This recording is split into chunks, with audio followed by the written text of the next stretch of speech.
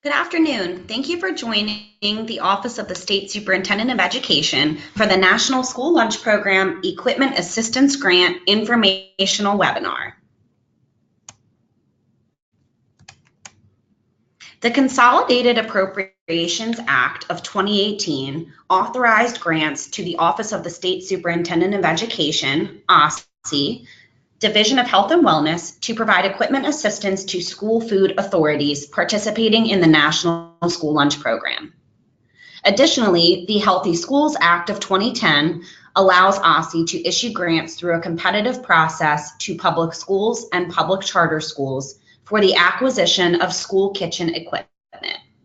OSSE is adding an additional $31,699 of Healthy Schools Act funding to the FY19 NSLP Equipment Assistance Grant for a total funding amount of $100,000.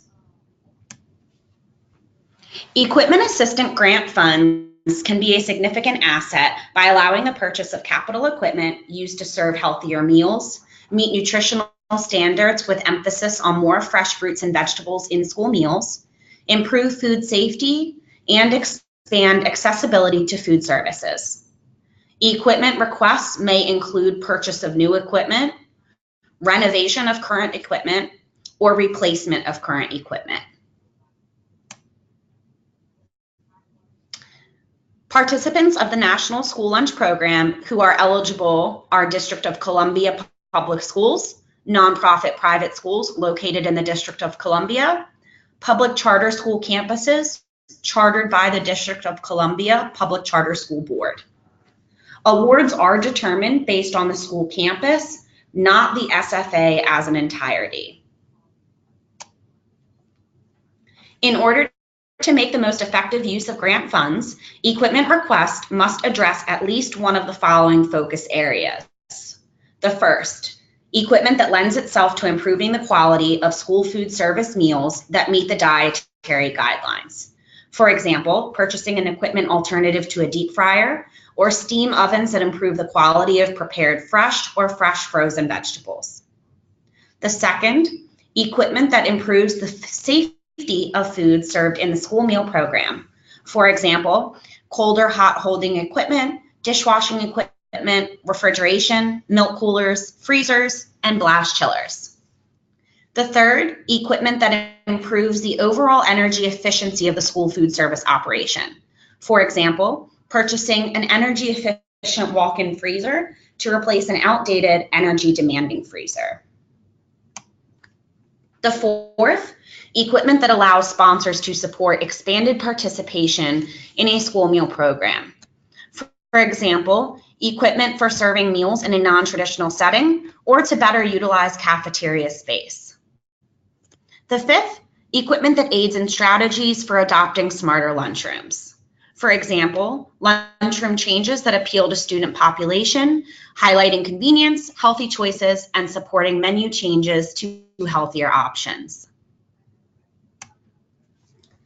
Equipment definition. For the purpose of this grant, equipment means non-expendable, tangible personal property with a useful life of more than 1 year and a per unit acquisition cost of $1,000 or greater. Equipment requests may include new equipment, renovation of current equipment, or replacement of equipment. Smallware items such as trays and plates, bags, utensils, pans, containers, and the like will not be considered. Again, a notable change for the 2019 grant is that each piece of equipment requested must have a per unit acquisition cost of $1,000 or greater. Allowable costs include the cost of equipment, taxes, and installation costs associated with the equipment purchased through the grant. The grant period ends September 30th, 2020. All funds must be obligated before this date. Funds will be distributed through a competitive process that is fair and equitable. Grant requests may not be fully funded and may be approved for partial funding. Reporting requirements. Schools selected to receive funds from this grant will be required to provide the following documentation upon expenditure and request for reimbursement. Signed confirmation of adherence to procurement rules, invoices detailing the items purchased, including shipping and handling costs, installation charges, as well as the date of delivery or installation. The date the equipment was installed and used if it wasn't installed upon delivery, evaluation questionnaires, and any reporting requirements from USDA. Per USDA requirements, grantees are required to complete quarterly reports.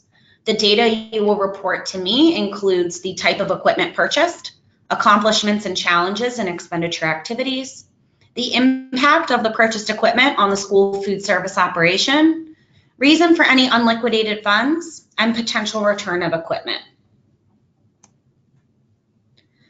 All applications must be submitted using the Enterprise Grant Management System, EGMS.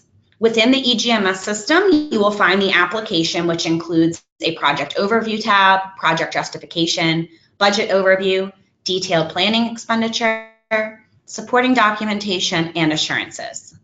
Before submitting, you must agree to and save assurances in central data for 2019.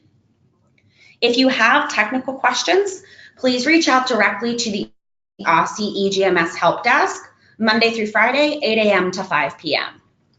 One note for this year that is a change for the grant is that 3 quotes are required for each piece of equipment requested. The review process. Grants are reviewed and scored by an external peer review panel. Priority will be given to high-need schools where 50% or more of the student population are eligible to receive free or reduced price meals in school year 17-18. Priority will also be given to schools that have not received a prior NSLP equipment assistance grant under the American Recovery and Reinvestment Act of 2009, as well as under the Agricultural Appropriations Act of 2010, 2013, 2014, 2015, 2016, and 2017. Payments for this grant are made on a reimbursement basis. All reimbursement requests must be submitted through EGMS and include supporting documentation. Important dates to note for this grant: January 7th, the application opened. January 24th is the informational webinar. January 25th at 3:00 p.m., the pre-application question period ends. After this time, I will not be able to answer specific or individual questions related to the grant. By February 5th, a frequently asked questions page will be published on the OSSE website, which will include all of the questions asked to me during the pre-application question period. In addition, a recording of this webinar and a PowerPoint presentation will be uploaded to the website as well. In mid-March, we anticipate award notices being sent, and September 30th, 2020, the grant period ends. If you have any questions, please feel free to reach out to me directly.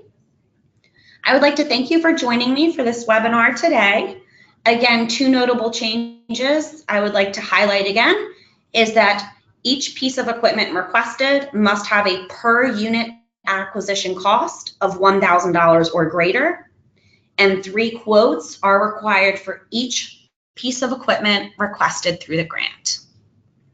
Thank you very much for joining me. I hope you have a great day.